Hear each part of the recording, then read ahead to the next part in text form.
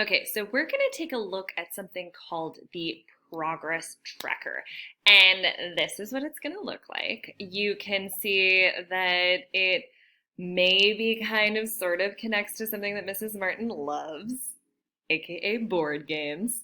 So here we have the start. Now this covers the entire unit. So you can see we have the beginning and we have the end, and each of these is representing the different parts of the unit. So we have U1 for lesson 1, LP1. So all of these first activities are for the first lesson. Then we have U1, LP2. All of these are for the second lesson, and so forth and so on. Now, a progress tracker is to track your progress. Makes sense, right? So essentially what this is doing is this is just showing you where you're at. There's on track, right? Which means you've completed what you were recommended to have completed by that point.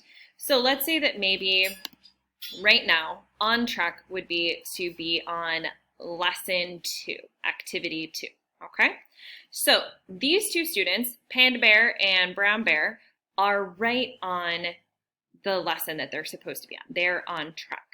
Now we can see that we have a lot of students that are kind of maybe like pushing themselves, or maybe they're finding some things easy, or maybe they're just like working extra hard. Those students, right, we have butterfly and octopus, we have turtle, snake, watch, teddy bear, Christmas tree, they are all ahead of pace, right? Now, again, I just really want to reiterate, this does not mean that these are the smart students, that these are the better students, that these, oh, look at how cool Christmas tree is. Christmas tree's at the front. Like, it doesn't really matter. What this is just showing you is where you're at in comparison to the unit as a whole. Now you'll notice that over here we have some students that are behind pace, right? We said unit 1, lesson 2, activity 2 would be on pace. So we have a couple that aren't quite there yet. Now again, that doesn't mean, oh, those are the slow students. Oh, unicorn's slow. Maybe it means that they're taking extra time to make sure that they're doing a really high quality job. I love that.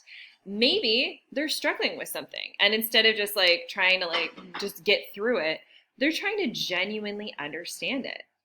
I love that too. That's fantastic. So this is just showing those students that right now they're not quite on pace. And for different students, that might mean different things.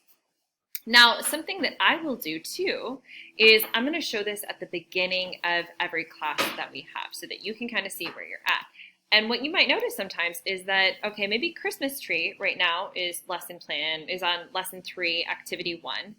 But maybe between this class and the next class, I finished checking something from back here and I noticed, ooh, Christmas tree really went too fast through some of these things. And they didn't really do high quality work. They didn't respond in the depth that I would like to see for some of these things. Next class, Christmas tree might find themselves in a different position. When time has passed here, I've kind of adjusted the board a bit, and you'll notice that now in the lead is butterfly, turtle, and watch. And back here is Christmas tree. Now, Christmas tree actually moved back. That doesn't mean like, I don't know, they're time traveling and going. What it means is that Christmas tree needs to redo this activity here. Or there maybe I've written some feedback on Google Classroom. And they know at the start of class, ooh, I need to go see what Mrs. Martin said about Unit 1, Lesson 2, Activity 3. And I need to maybe do some adjustments. This is called revising. This is how we get better, is not by just like finishing stuff, doing a bad job of it, and just moving on because, I don't know, life, but finding out when we've done things maybe not to the best of our ability, or finding out when we finish things, we thought we did a good job, but maybe we misunderstood something. And this is a good way for me to communicate with you where you maybe need to look, because sometimes feedback can fall through the cracks for students and they forget to check on those things. So this is a dynamic system. Things are going to be moving around, and I could have just put your names on here, right? I could have been like Ahmed and Maria, etc., etc. I could have done that, but it's more fun this way, right? Like, it's like, you know, when like you're playing like a real board game and like you're the red piece. I'm always the red piece, and you're like moving along, right? Like, Now you have like a cool little player critter. So this is how we will start class each time, a quick review of where we're at on things. And then I'll have you guys take a minute to kind of reflect on, okay, are you on pace, behind pace, or ahead of pace?